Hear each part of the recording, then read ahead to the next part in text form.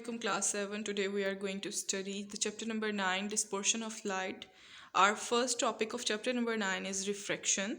So what is refraction? इसके example से हम स्टार्ट करेंगे कि जब भी आप टब के पानी को उसकी शैलो बॉटम देखते हैं, उसकी बिल्कुल बेस देखते हैं, तो आपको वो बिल्कुल कर्व नज़र आती है। कभी भी स्ट्रेट कर्व आपको टब की बेस नज़र नहीं आएगी।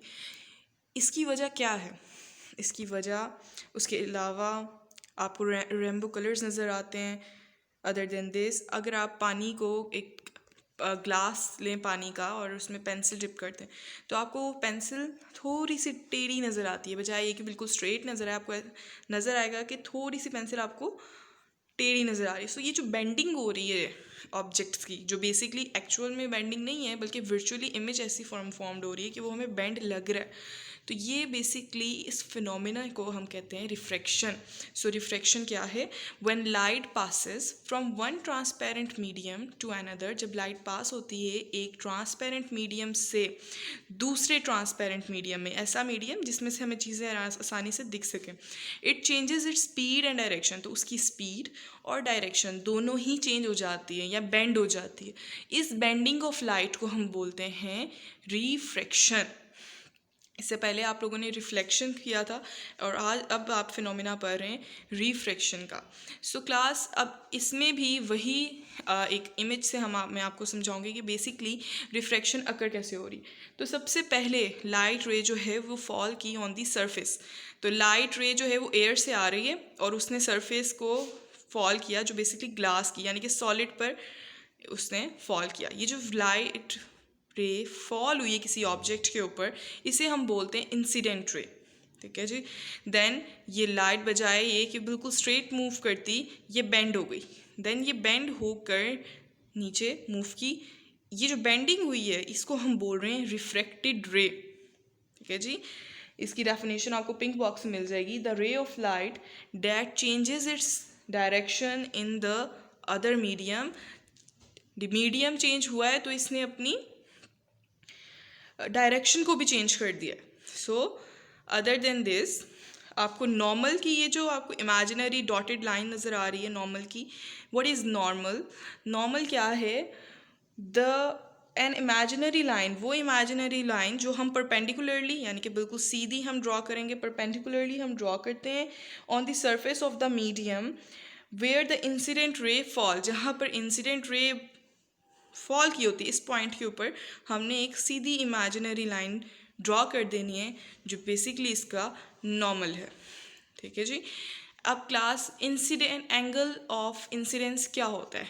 इंसिडेंट रे और नॉर्मल के दरमियान में जो एंगल है उसे हम एंगल ऑफ इंसिडेंस बोलते हैं और डिनोट करते हैं स्मॉल आई से।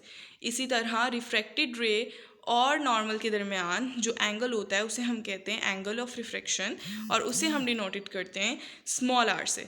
तो ये आपका था रिफ्रैक्शन का topic.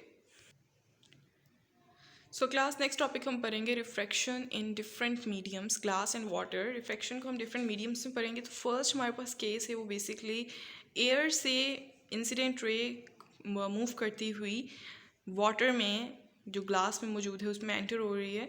So basically what happens, तो कहते हैं when light passes from air to water, जब पानी हवा से पानी में एंटर हो रही है, it bends towards the normal, तो वो नॉर्मल के तरफ करीब होकर मुड़ जाएगी। सो बेसिकली आप देखें ये जो रेड मार्क आपको इमेजिनरी लाइन नज़र आ रही है नॉर्मल है।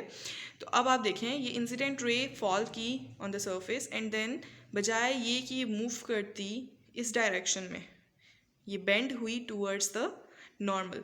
सो इस केस में क्या है, इंसिडेंट रे जो है वो ग्रेटर है देन रिफ्रैक्टेड रे।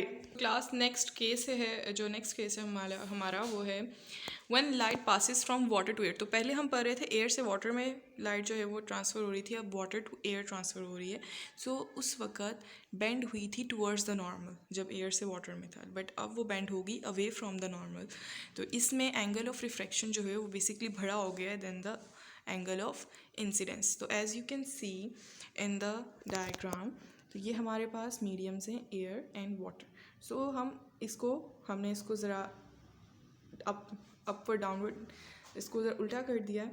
इधर से आप देखेंगे कि ये लाइट जो है वो ट्रैवल कर रही है वाटर से मूव करती हुई इंसिडेंट रे यहाँ पर फॉल की, सरफेस पर, नॉर्मल के पास, इस सरफेस पे पॉइंट की, एंड बजाय ये कि सीधी जाती, ये जो इमेजिनरी लाइन इधर जाती, बल्कि ये बेंड कर गई away from the normal, normal से दूर, अवे फ्रॉम द नॉर्मल ये बेंड कर गई है इस बेंड। और यहाँ पर देखिए रिफ्रैक्शन का जो एंगल है वो भरा है देन एंगल ऑफ इंसिडेंस।